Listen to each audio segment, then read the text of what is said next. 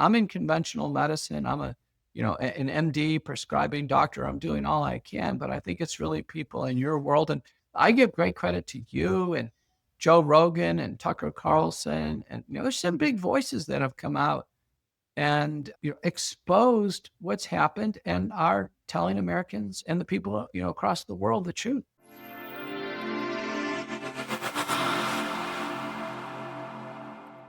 Hello, critical thinkers. Welcome to this new episode of Healthy and Awake podcast. Here we question the conventional, explore the unconventional, and seek truth in health and wellness.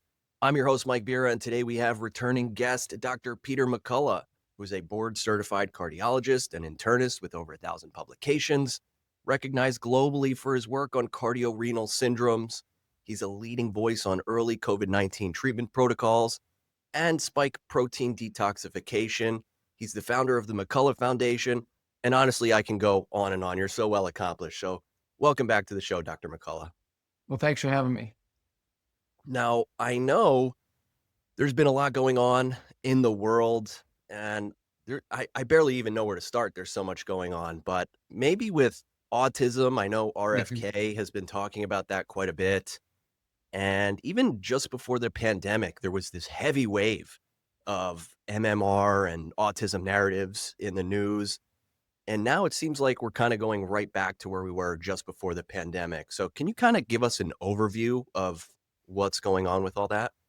Well, it's National Autism Month. We're coming to the end of it, Mike, April of 2025. So it's worth it to talk about it. It is the childhood epidemic of our time. The CDC report on April 17th, 2025 was an absolute bombshell. And they're reporting data from 2022, 3-year-old data. I can't imagine how bad it is now, but it's autism now. And this is strictly defined. The CDC has 16 autism network sites. They carefully screen the childhood encounters and needs for social services and learning disabilities. This is solid. This isn't conjectural in terms of a diagnosis. And at these 16 sites, which are representative of the United States, they've arrived at an autism rate of 1 in 31, which equates to 3.2% of the childhood population. And when you and I were kids, that rate was far less than 1%. In fact, when I was a kid, it was 1 in 10,000, now 1 in 31. And there's tremendous variation. So in the report in Laredo, Texas, it's less than 1%. But in California, it's 5%. Now, people have said, well, we're just recognizing it more. And the point here is that according to CDC data, 27% of that autism population has what's called profound autism. And profound autism is defined as an IQ less than 50, unable to speak or communicate, and in most cases needs 24/7 care, even unable to use the toilet correctly, self-managed toileting and bathing and showering. This is, Mike, this is existential. And in the CDC report, at the end, there's no alarm. There's no call, for urgent research. There's no call for therapeutics, no call for investigation of the etiology. There's simply an acquiescence to say, well, we should get ready. We need more, social services, learning disability services, home care services. Why is this so hard to talk about? I mean, this next part's just my own opinion, but it does seem like in the culture, there is a push to really focus on acceptance and normalization of this, which I guess you could make the case for is okay. But as you mentioned, there is this acquiescence and almost an avoidance of talking about what's really going on. I think a lot of it started with Andrew Wakefield, who honestly I don't know much about. And now it doesn't seem to me like they're giving RFK fair coverage. Again, that's all my opinions, but do you have any take on that, or am I kind of on the right track? Yeah, I think you are. There seems to be there's this undercurrent of I think deep-seated guilt. And Robert F. Kennedy brought this out at his press briefing. He said, we're doing this to the children. The children are born normal. and something is happening to them, around the age of 0 to 8, by 9 o'clock, by 9 years, it's all done. They either have autism or they don't. And, I'm thankful. I thank my lucky stars. My kids don't have autism, but, my office, I see more and more young people with autism, young adults with autism. It's obvious we're in an epidemic of autism. And there seems to be a denial of this on mainstream media. I saw medical commentators on mainstream media. I'm a frequent contributor on Fox News, and even one of my fellow frequent contributors, Nicole Sapphire, got on and said, well, I disagree. There's no real epidemic. It's really just genetic changes and increased recognition. It's like, no, that the genetics don't change that rapidly.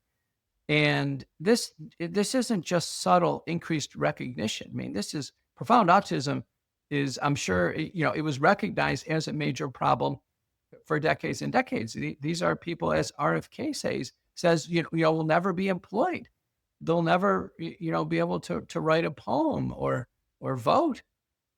And you can imagine. So, there's all this tension. One of it is, well, okay, for the parents who have an autistic child, that's water under the bridge. What do they do next? And, they don't want to hear anything more about what caused it. They just need to know what's being done now. For those with autism, and if you go to the National Autistic Society and the Autism Advocacy Network, for those with autism, they want acceptance. They want, what's called this acceptance of their neurodiversity. So we can understand all that, but for those without autism, our great concern is what is, behind all this? What are the risk factors for autism? And when we get to risk factors for autism, that's where immediately people start to get uncomfortable. Well, let's make them uncomfortable. What are they? Well, I gave the keynote address at the Autism Summit in San Diego this month for National Autism Month. And I'm an epidemiologist. I'm an adult medicine doctor, internal medicine, cardiology, but I'm trained in epidemiology. I use those skills. Epidemiology is the study of the distribution and determinants of disease. So I just went through the data. So, and there are secular trends, with all of these risk factors that would partially account for these dramatic elevations in frequency. So one is older parents. So a man over 40, a woman over 35, that's an acknowledged, I think, minor risk factor for autism. There's a slight increased risk. There are common genetic variants. And if we look at any of these genetic variants, again, they are minor contributors. A bigger contributor is delivery of a premature baby. So premature delivery is defined less than 37 weeks in gestation. And in a meta-analysis of all the synthesized studies, this is shocking that a child, a preemie child, a NICU child, has about a 20% chance of developing autism. Okay, so that's pretty big. And we have, there's neonatology is a field now that children are saved, they're delivered early and they're saved. There are precipitants of early pregnancy. One of them is actually the mother taking vaccines. So this is true for influenza. In fact, in the influenza package insert, when a pregnant woman takes the influenza vaccine, they should be warned, hey, listen, this can cause a premature delivery of the baby. The same with the respiratory syncytial virus vaccine. So, vaccines in year 2000, they were never given to pregnant women. They've kind of crept into modern obstetrics in the last 25 years. But women have to know taking vaccines in pregnancy, very, very little benefit and a big risk of having a premature baby. So if I was a young parent today, I'd advise my spouse not to take any vaccines during pregnancy. Pregnancy is a natural process.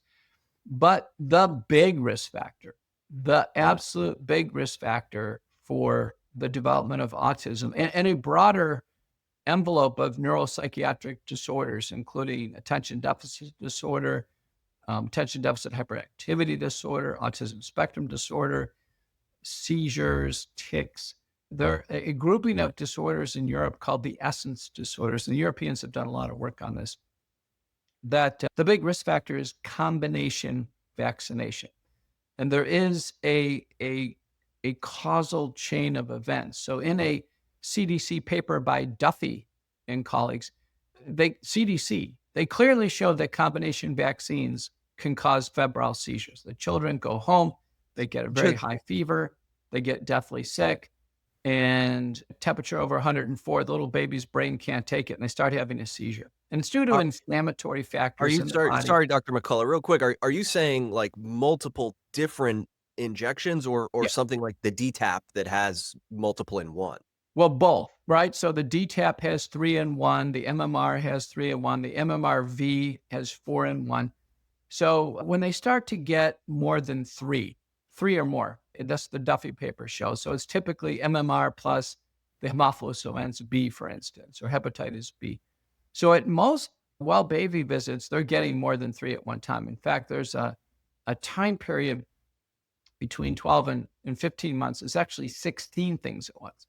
So the inflammatory factors, the cytokines, they elevate in the body, they go into the brain, they raise temperature, and they provoke a seizure.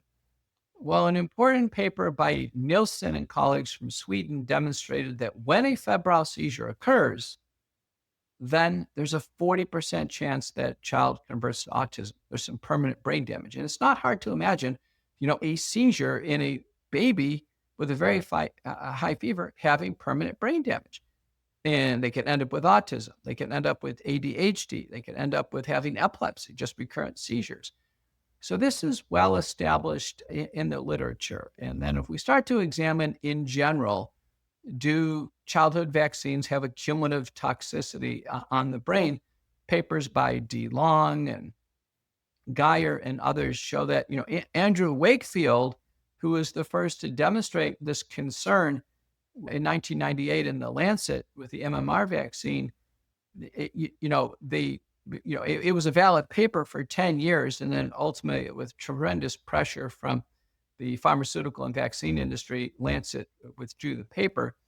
Wakefield, the mainstream media and the medical orthodoxy has, debunked, discredited, and they try to attack him as a person, Right. but they've never said anything that's wrong with his paper. Nobody ever actually attacks his paper, and there's other authors on the paper. So, Wakefield seems to be this focal point, and that's actually the title of our Substack, Focal Points now. And the question is, for instance, Wakefield was cited again 2 weeks ago in JAMA in a paper about vaccine hesitancy. And so the question is, if Wakefield is so debunked and so discredited, why is he continually cited? Why is his name brought up over and over again? I personally know him. He's a gastroenterological surgeon from the UK. He's very rational. He was just studying the GI connection between autism and, observe these children taking the MMR and observe this dramatic conversion to autism. And of course, parents will tell the vignette that their child was fine, took a big battery of vaccines, got really sick, and then developed autism or developed a tic.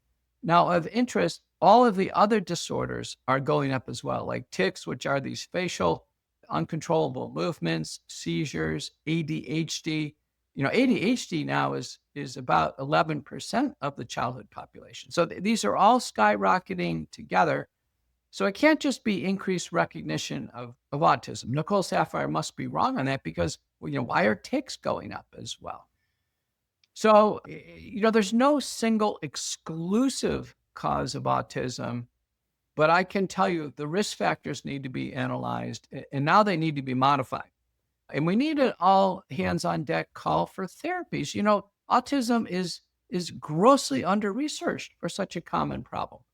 We have drug companies making antidepressants, anticonvulsives, other drugs, virtually no drug development for autism. It asks the question, why? Why wouldn't drug companies want to make a treatment for autism? There seems to be this collective guilt. But I think behind all this, I think people know, as RFK said, we're doing this to the children. So you laid out a pretty clear and strong case and perspective on all this, but there are still some people who have Andrew Wakefield's name anchored into their mind. The moment someone like him or yourself or myself start talking about autism, they kind of tune out. They won't listen to it at all, no matter how much data you present and facts and statistics and logic and everything. Do we need to convince those people, or do you see us moving forward without them? Are things going to change? I just don't know how to wrap my head around all this. Well, let me, what I do, Mike, as you know, is I may be your only guest where I cite the data. People can actually find every single paper that's been published. So a very important paper was published by Mawson, and it was published in the journal Science Public Health Policy in the law this year. And it's from the Florida Medicaid system. Now, they had data on, up to 9 years old on 49,000 children. So it's a pretty big study. And about 10% had no Medicaid visits for vaccines.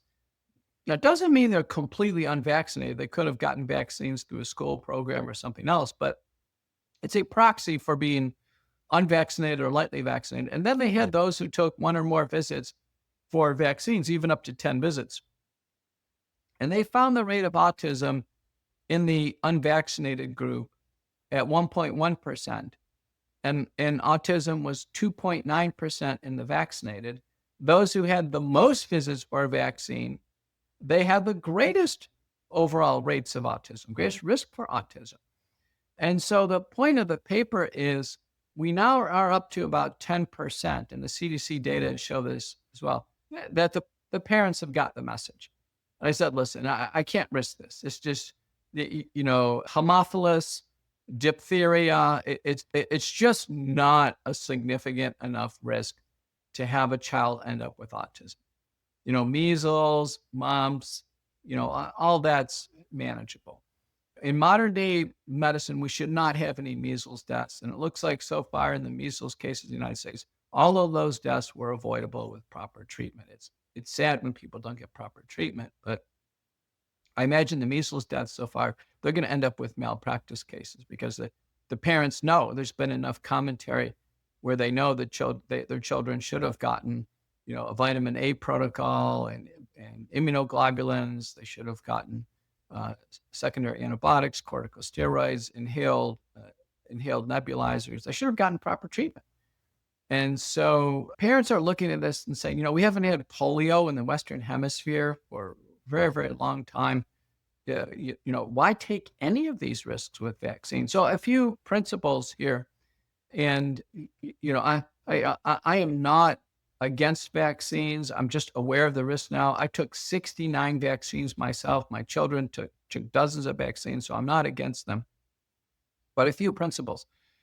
Vaccines are far safer if they're given separately as opposed in combinations. So, for instance, the MMR is considered so dangerous in Japan, it's not even allowed.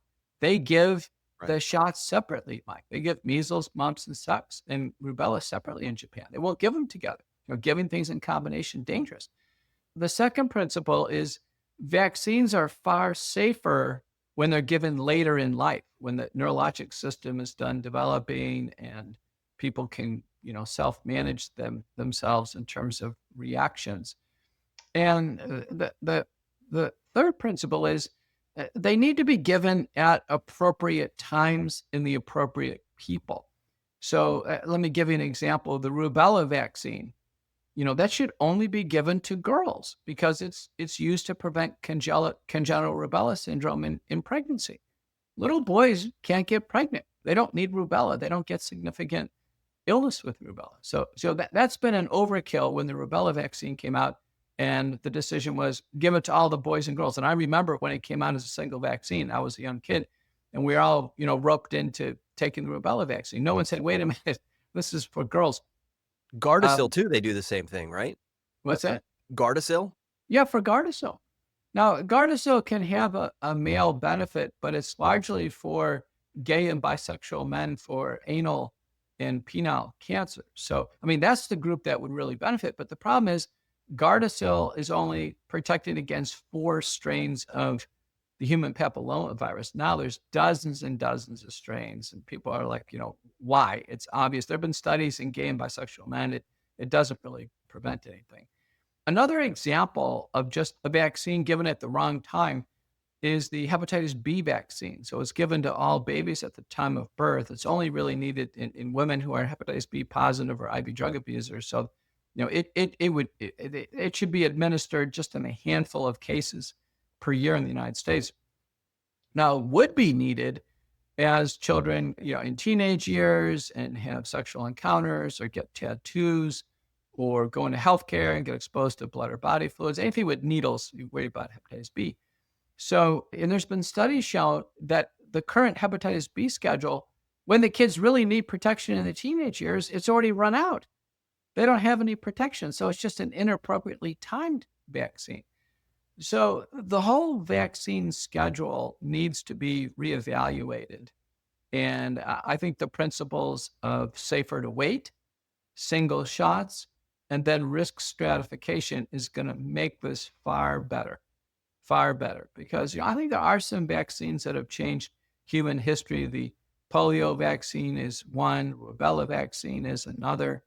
It's a relative convenience not to have measles. We used to have about 500,000 measles cases in the United States. Now, the measles deaths nowadays would all be preventable. I don't think we should worry about people dying of measles. And we're making every year, Mike, we have somewhere between 200 and 1,200 measles cases. I think right now we're at 800.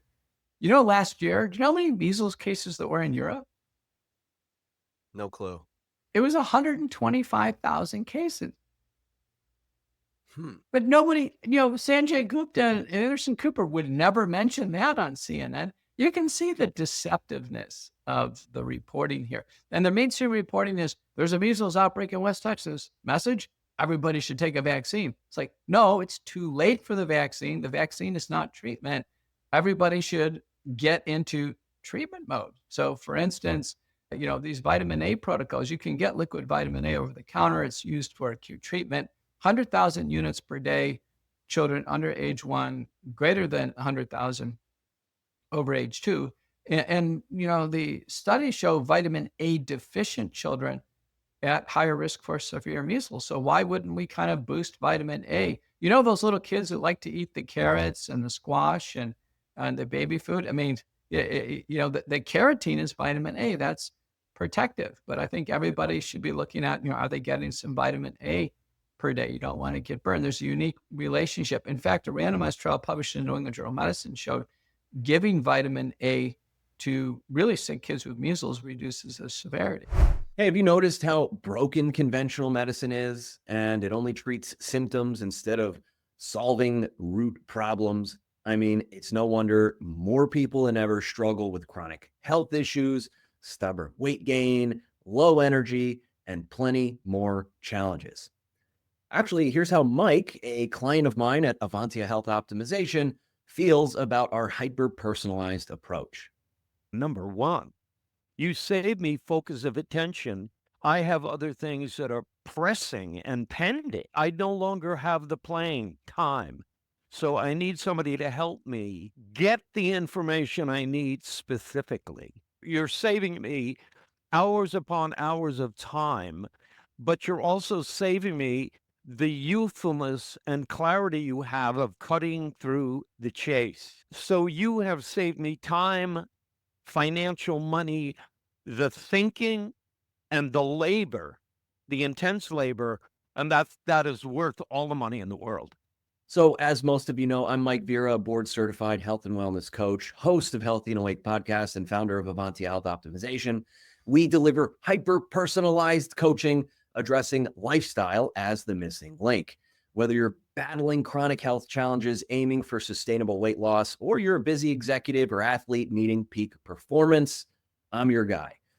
Your first session is just $1, so you can try out health coaching, get a feel for it, and you can visit AvantiaHealthOptimization.com or visit the link in the show notes. So check out Avantia because your health deserves solutions that truly work for you. So, our public health messaging for the longest time has been on just take more vaccines. That's not treatment. And the vaccines aren't perfect. So our CDC, again, deceptive reporting is saying that 95% of the measles cases are unvaccinated or vaccine status unknown. Wait a minute, this is the CDC. They're going through every case, and they've either taken the MMR or they haven't. This idea is unknown in the vast majority. That's an unacceptable level of epidemiological investigation. So Ben Edwards, someone who I know, he went to college with me at Baylor. Ben is out in West Texas taking care of these kids. Ben, like me, has taken plenty of measles vaccines. I've taken 4 of them. And sure enough, he gets measles. And, every time I've checked my immunity, my antibody titers, I don't have any. And a paper by Bianchi and colleagues shows that about 20% of people who take the measles shot, they don't get any immunity to measles. So they're going to get it anyway. So the answer is not just more measles vaccination. The answer is be prepared for this, and we should treat it. But, vaccines have provided these benefits of, it's convenient not to have chickenpox. It's convenient not to have measles. It's important, obviously, not to contract polio. These are important outcomes for sure. But with each one, there's consequences. So with the chickenpox vaccine, sadly, if you get the chickenpox vaccine, you're more likely to get shingles as an adult compared to natural chickenpox. With measles, if you get natural measles, you have much more durable and complete immunity than if you take the measles vaccine, just as an example. And we can go on and on. Well, I'm sure we could. I mean, there's so much to cover on this topic, and I know a lot of parents, new parents. I work with clients who are expecting, and they, want help thinking about all this. Are there any good resources? Obviously, your Substack lays a lot of this out there. Is there anywhere you can think of that parents can go to kind of have a more nuanced take on this that isn't just straight mainstream stuff? Yeah, so go to Focal Point Substack. We publish every day. You get it free. You get an email about 4 or 5 a.m. with all the data. And I just cite the literature. So it's not opinion. It's just we're giving you the facts so you can digest them. Key interviews like this one and others, focal points. And then I'd suggest the World Council for Health 2023 report. It's called Safer to Wait. And it gives all the evidence on the vaccines. What's the straw that broke the camel's back was the COVID-19 vaccines being put on the routine schedule. These are genetic, only Pfizer and Moderna are on the schedule. They're genetic, novel, synthetic messenger RNA, that it's emergency use authorized. The children have largely all had COVID. They're through it. It is not medically necessary. It's not clinically indicated. And people have said, listen, if the same committee that's telling us to take the MMR vaccine is also telling us to take the COVID vaccine, that's it. And so a lot of parents are walking away from the childhood vaccine schedule. So, Yeah. But we're going to see now we'll have comparative data. And it's my experience, Mike, once a parent decides no vaccines for the children, they don't change their mind. They don't change their mind. And, 5 studies show that completely unvaccinated children have healthier outcomes. If they're born normally, they have lower rates of asthma and allergic diseases, lower rates of the neuropsychiatric diseases. They're healthier.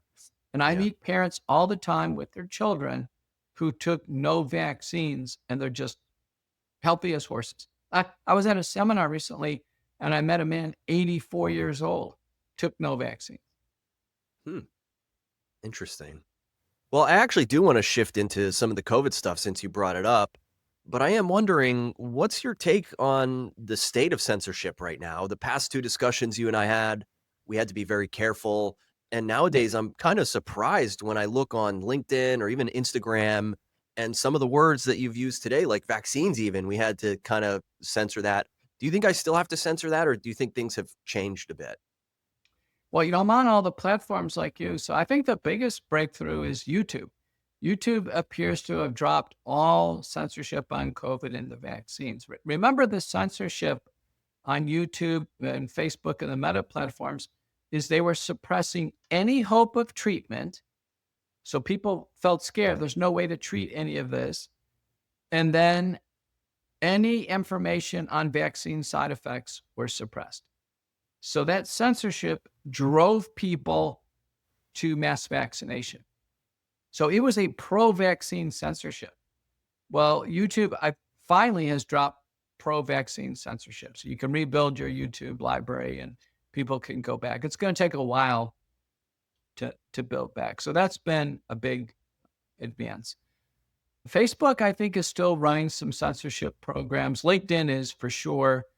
Instagram, I'm worried. And the problem with these censorship programs is they're tightly linked to monetization. Yeah. So when you take a hit, then there's an immediate revenue hit. And so there's a lot of people on these, they said, listen, I can't risk it. So there's a lot of podcasters, Mike and others, that say, listen, I can't have Dr. McCullough on. It's too risky. And I think fortunately YouTube is back. And don't forget, people still can run attack programs on social media. An example is on Twitter or X. You'll know when someone's running an attack program. You'll post something, and then you'll look up the replies, and then the replies will come in. There'll be a reply that's some type of a sexual reply that's totally out of context, or another to get it one. flagged. What's that? Probably to get it flagged. Right. It's a cryptocurrency one, and it just terminates any more discussion. So these are some type of programs or bots. So someone is out there trying to terminate any more discussion on a tweet. That's going on right now. That has not been cleaned up. So we still have censorship out there. And I think a big form of censorship is on the mainstream media. People will say, well, why can't the mainstream media talk about this? And the answer is pharmaceutical advertising. So if you sit and listen to any mainstream TV, turn on CNN or Fox or anybody out there, ABC, NBC, we are now at a substantial fraction of all the advertisements on TV are pharmaceutical advertisements. It's just one after another. My wife is always commenting on this. And they're usually for like psoriasis or these diseases. They quickly, you start to use acronyms, got people all confused. I really don't think they're helpful at all. Usually some advanced monoclonal antibody or a rare disease, a kinase inhibitor for a deeply involved cancer. It just wouldn't be broadly applicable to the population. But here's how these ads cause censorship. If a major advertising client, let's say, is Pfizer, and Pfizer has their ads, Pfizer has influence over the company. So if you and I go on and say, listen, we're concerned about the Pfizer COVID vaccine causing blood clots, Pfizer can turn around and put pressure on the station and say, listen, we're a client. We're going to pull our advertising, get this off of there.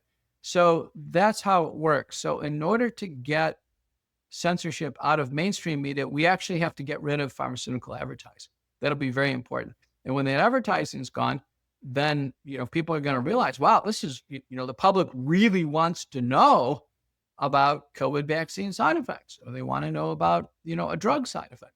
And so we'll start to have stories right now. So the mainstream media is not trustable in terms of medical issues right now because of pharmaceutical advertising. And the ads are ridiculous. I'm always laughing at people with they're dancing around. They have serious conditions and they got a big smile on their face. It just looks ridiculous. And now they're advertising for dogs, like antidepressants for dogs. I mean, it's just what a crazy world. But Mike, there's a great ad for dogs. I don't know if you've seen it, but I had on my show Judy Morgan. Judy's considered a holistic veterinarian. She's like a big influencer on Instagram, and she's a lot of fun. You should have her on your show. Okay. But Judy was telling me that people should, cook foods for their pets, and they should, have, a whole variety of foods, not just feed your dog kibbles. And she made an interesting presentation, and people are doing this. So they are getting these kind of gourmet meals for their pets. And sure enough, there's this ad where there's this single guy, and he has a girlfriend over. He has a dog, and this girlfriend or this date, she starts nosing around in his refrigerator. And she goes, isn't this dog food in your refrigerator? He goes, yes, it's the top of the line gourmet food for my dog. And then she looks over, she goes, it's still dog food. Like she's disgusted. And then the next scene is he's showing her out the door and he's cuddling with this dog saying, we can't let that terrible date disrupt our man dog relationship. It's a great ad. You got to see it. I'll have to find that one. I'll link But it in you're the show right. notes. So pets are also up there in terms of advertising. And by the way, pets are getting sicker over time, and pets are excessively vaccinated. So the same thing that's gone on with humans. My dog recently passed away, bless her heart. She was Oh, I'm 16 and a sorry. half years old. But the last email we got from the vet, Mike, I counted up, they wanted her at age 16 years to take 17 shots. Yeah. So, the shots, the pills, the chemicals. Judy Morgan, for instance, is greatly concerned that, again, it's gone out of control. I've talked to several veterinarians to say, listen, rabies, distemper, there's a couple that make sense, but you just keep going and going and going and going with more and more shots. We have to understand vaccines stimulate the immune system. The immune system can be misdirected and it can attack itself. It can actually, in a sense, get in its own way. It can deactivate itself. And, there's increasing evidence, as we've recently seen with a big paper using WHO data, that the COVID shots, for instance, backfire. People who take more and more shots are more likely to get severe COVID. Well, not only that, I know a lot of people, again, clients that I work with, family, friends who come to me who, at the very beginning, before the COVID vaccine was even out, I was saying, hey, maybe you should be cautious. These companies have criminal histories. They pull drugs all the time. I warn people. And now those same people are coming to me saying, I all of a sudden have rheumatoid arthritis, or I got cancer really fast, or I had rheumatoid arthritis and now I'm in a constant state of flares all the time. It never goes away, and it used to go away. Lupus, IBD, neurological conditions, all kinds of weird things inexplicably coming up, no family history, rapid onset. And people are starting to ask if there is a connection possibly between the jabs and what they're experiencing. Any thoughts on that? Yeah, I personally think as a medical doctor that it's essential to take a full COVID history. How many episodes of COVID suspected and documented, and during, what major outbreaks, the wild type, the Alpha, Delta, Omicron. And it's essential to take a vaccine history. How many COVID shots did they take? Which brand? And then in my practice, I measure antibodies against the spike protein, which are stimulated by both the infection and the vaccines. So we get a proxy of how much spike protein is in the human body. If the spike protein is still there, the immune system is going to be continually stimulated and we'll see high antibodies. The spike protein is been cleared, then we'll see very low antibodies. Occasionally, we'll see no antibodies to the spike protein. Probably about 3% of the population has not even been exposed, but 97% have. So that's a very useful test. We can get the LabCorp extended range. I think everybody listening ought to ask their doctor for a spike antibody test. The LabCorp extended range, less than 0.8 is normal. It ranges up to 25,000. Low risk test is 0 to 1,000. Most people there just had a brush with COVID. But progressively more than 1,000, I start to worry. I see blood clots at 5,000, 10,000, heart damage, 15, 20,000. And so it's a very useful test. There will be spike tests available. The spike protein, particularly in the vaccinated, is in the blood probably for months or years, so you can measure it. Albany Labs, Invitrogen, Yale has an assay coming along. There is a current resource, check it out, in Germany. It's called INMODIA, INMODIA. They're open for business. They'll say if people will send their samples there, they'll measure spike in the bloodstream. But the spike protein is clearly in our blood. It's in tissues. It's going to the brain, the heart. It's directly causing the blood clots. It's physically in the blood clots. I think all of your questions about autoimmunity and other problems, all roads lead to the spike protein. The spike protein is the spine on the surface of the virus. It's this little tip right here. And uniquely, when we get COVID, we all get a little piece of the spike protein in us. Well, I'm glad you explained it because I was actually just about to ask you what exactly is the spike protein? Because it almost sounds like if you're watching a movie and there's a pandemic, it almost sounds like a fake thing. Like they would call it the spike protein. But this is something that is clearly real. It's something that you can measure. And I would encourage people to get the test if you do suspect that Yeah. the jabs that you got might be causing you problems. And I know there's other tests too. I believe I'm not a medical doctor. I'm a board certified health coach, but the D-dimer test I've heard to help Right. kind of test potential for clots. Is that right? Right. So the spike antibody is essential. Again, we're looking for the antibody to the spike protein. Anybody who's had COVID, anybody who's taken the vaccine, I think should get this test. I personally have gotten it. Now, other tests that are reasonable, there is a long COVID panel offered by IncellDX if you really wanted, all the various cytokines. And I think personally, I think it's a bit of overkill, but some people really want to explore this. They can get the IncellDX long COVID panel. I think even Quest or LabCorp has a long COVID panel. It's very detailed cytokines, interleukins, and you can get a sense of, how much inflammation is in the body due to the spike protein. But a key test that emerged was the D-dimer, which is a risk predictor for spike protein blood clots. And I use LabCorp as my lab. So LabCorp assay, I see two important cut points, less than 0.2, completely normal, low risk. 0.5 is the threshold at the abnormal for the test. So in between there's intermediate 0.2 to 0.5 in the normal range, but intermediate risk. Over 0.5, definitely higher risk. I mean, I see 0.6, 0.7 people with blood clots. Another important test for the heart is troponin. That's a test for heart damage. And there's two others I order, blood BNP and galectin-3. Those are my go-to tests as a screen to see if there's been any heart damage. And then on autoimmunity, as you mentioned, I measured the blood ANA, the anti-nuclear antibody, and then it's reflexive, the anti-citrulated peptide and rheumatoid factor. Just because of expense, unless there's kidney involvement or a skin rash in the vaccine, I don't order the ANCA, the anti-neutrophil cytoplasmic antibody test. I don't order it unless that's the case. And then, of course, I get basic chemistries, liver, renal function, thyroid.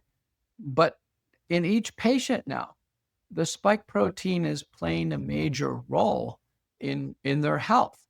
And everything from blood pressure control, weight gain, depression, neuropsychiatric disease. You can't go through life now without considering, is the spike protein, causing some problem in the next person that you see, the next patient you evaluate. And that's the reason why, I've published and continue to refine McCullough protocol-based spike protein detoxification.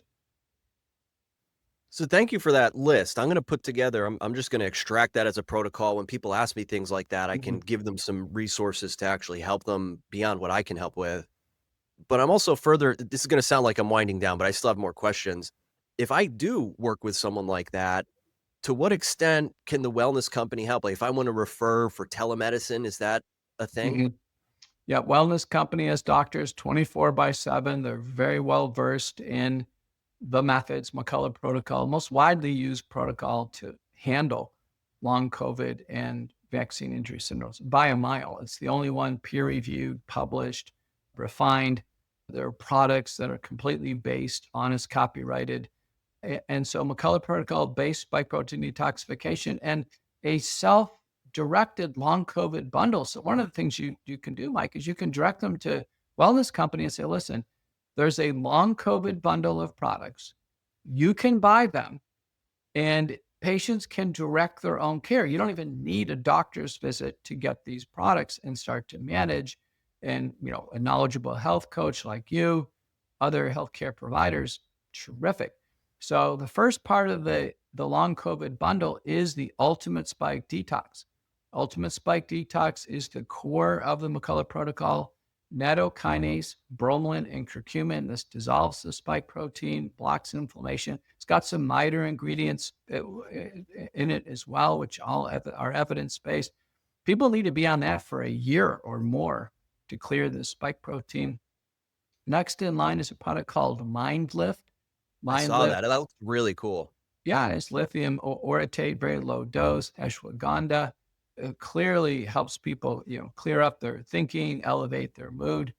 There is elevated energy, which has L-carnitine needed for the heart, acetylcholine, PQQ. And then lastly, there is Healthy Heart, which is a beetroot extract, the B vitamins, thiamine, resveratrol. And so what we do at the wellness company is we put many ingredients in a single capsule, and we use medicinal grade high dose. So these are not low dose supplements. So across this long COVID bundle, these 4 products, Ultimate Spike Detox, MindLift, Elevated Energy, and Healthy Heart, there are 26 unique ingredients. And so, one of the things that I've learned to appreciate in COVID, it's not a single drug problem. It's not. People say, well, I just want to take vitamin C. I tell them, listen, you can try. It's not going to work. Others say, well, I just need to take ivermectin. No, ivermectin has a role, but we need to use multiple natural products that help the body resolve this syndrome. Many, many people, there are so many people with long COVID or problems after the vaccine. They need self-management at the wellness company. Very affordable way to get products that are specifically designed for people to self-manage this syndrome. And my advice, if they're going to buy multiple products, is to get a membership. So there's 3 different levels of membership. The low level is just to get some discounts and get the newsletter. I think it's just, $10 a month. The middle level at $49 a month is a deep discount on supplements, but also free prescription medicines, which is key. Free generic. It comes from our Beaumont, Texas pharmacy, and it's really important, Mike. So people on thyroid, blood pressure, it just comes free. No shipping charges. Just, once your doctor prescribes them through that pharmacy, you're good. And then the upper level is $99 a month. Now it's free prescriptions and free supplements, which is huge, because if you're going to buy 2 or more supplements a month, you might as well just get the membership. The wellness company membership, best bargain out there, and tons of people do it. And that way they can order. And there's a great interest, Mike, in people solving problems with natural products. And they're willing to take multiple supplements as opposed to going straight to prescription drugs. Sure. And especially when they have, actual challenges like the ones we've discussed. I know a lot of people, they'll take supplements because it's advertised to appeal to something they don't even know if they have, or, it just sounds like a lot of guys, oh, hey, this will help with testosterone. This is clearly something that solves an issue. You have the science to back it. You're leading this whole movement, trying to wake people up on all this stuff. But I know we're close to time here, so I have so many more questions as always. I'm going to try to lump some of them together into one big question. As I know you've seen, the White House recently conceded that the COVID origin was from a lab. It was a lab leak. I know a lot of people are wondering, will Fauci ever be arrested? There's just so many thoughts. And even further, I do wonder, when we finally, hopefully, see justice and these bad actors finally pay the price for the atrocities they committed, what will things look like on the other side? I think a lot of us are kind of yearning for that other side of all this. So between the White House admissions, the potential of Fauci getting arrested, and the other side of this, are you optimistic about what's ahead, or what do you think the near future looks like? I'm starting to understand the methods that are being used by the current administration. And this is what, I've come to understand. This whole pandemic was so horrible. 5 years of, patients unnecessarily dying with the illness, and then people being forced into taking unsafe and ineffective vaccines, all the deception, all the fraud, the lives lost. It's so horrible that, I don't think the public could take a shockwave, an entire download of this is how horrible it is. And so what's occurring, whether it's by design or just by the natural organic process, is an incremental release of reality. So we have on the fraud of the public health response by the CDC and the Public Health Service, we have the House report in the Department of Energy committee by Kathy McMorris Rogers from Washington State, which basically says our CDC deceived the whole country. It was fraudulent, this masking and social distancing, lockdowns and pushing the vaccines. It was fraud. And then on the House side, the select subcommittee for the origins of the coronavirus, led by Representative Brad Wenstrup, they've, concluded that the virus was created in the Wuhan Institute of Virology as a U.S.-Chinese collaboration. Anthony Fauci intimately involved, Dr. Ralph Baric, Peter Daszak, David Morens, Xingling Li in China. And now we've had the White House, finally get in line with the House Select Committee, as well as McMorris Rogers' report, and say, yeah, fraud occurred and the virus originated in the Wuhan lab. Now, the White House has not addressed the suppression of early treatment and has not addressed vaccine safety and lack of efficacy. It's almost like the things that led to unnecessary death, those key elements have not yet been publicly recognized by government agencies. And the real question is, Mike, is that going to happen during this administration? People are saying, what are they waiting for? Because if there is capitulation on the lack of safety of vaccines, the next question is, why are they still on the market? And so a lot of people in the health freedom world are getting pretty impatient. They're saying, listen, we think we're getting a smoke screen with concerns over food dye or fluoride in the water or microplastics or, chemtrails in the sky. We're getting a smoke screen. I mean, the idea is there is a fully pseudo-uridinated genetic vaccine product being injected into human beings that we learn every day is creating a horror scene in each and every body who takes these shots. So we're in interesting times. It's up to independent journalists like you and those in the health freedom world that you're playing a very, very important role now. I'm in conventional medicine. I'm an MD prescribing doctor. I'm doing all I can, but I think it's really people in your world. And I give great credit to you and Joe Rogan and Tucker Carlson. And there's some big voices that have come out and exposed what's happened and are telling Americans and the people across the world the truth. Well, I'm very grateful for your work. I know my audience is very grateful too. And I'm sure you hear that all the time. And it probably gets to the point where, you hear it so much, it doesn't mean anything. But I really mean this from the bottom of my heart. I want you to know how grateful I am for what you do. And I just think all the time when we're decades ahead, just looking back, where I get to say, I got to talk to Dr. Peter McCullough on my show, like the guy who led the charge on all this. So thank you very much. I know my audience is grateful too. Dr. Peter McCullough, anything else? Where can people find out more about you or anything else you wanted to close us out with? Well, I think everybody should go to Substack, Focal Points, subscribe, get a free subscription, and get the email every day. You're going to get the critical updates. You're going to be way ahead on the news cycle. We have all the breaking abstracts, interviews, manuscripts, and go look at Focal Points written by myself, McCullough Foundation epidemiologist Nick Hosher, and then our author historian, John Lee. Everybody should go to the Wellness Company, twc.health/courage.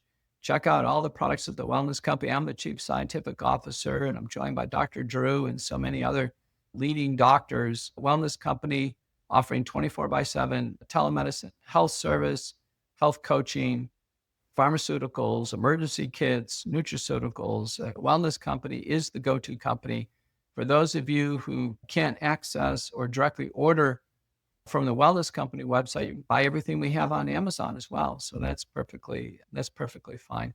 And then follow me on America Out Loud Talk Radio, McCullough Report, and Pulse. America Out Loud, that's the audio version. You get that on your cell phone app. Make sure you check that out.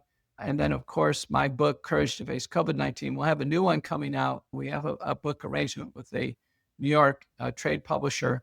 And it's going to be coming out on vaccine history, which is very important. It's going to explain how did we get into this madness? And the answer is about 300 years of history. Well, I'm looking forward to that. And for any of the audience who still maybe has questions on some of the topics we talked about, I encourage you to check out previous episodes with Dr. McCullough. We've had 2, as well as with Nicholas Holscher. Covered a lot of good stuff. So questions might be answered there, or reach out. I'll put all your links in the show notes, so definitely check that out too. But folks, stay healthy, stay awake. Hey, thanks for listening to this episode of Healthy and Awake Podcast. Please remember to leave us a 5-star rating on Spotify or Apple. Thanks again. Stay healthy, stay awake.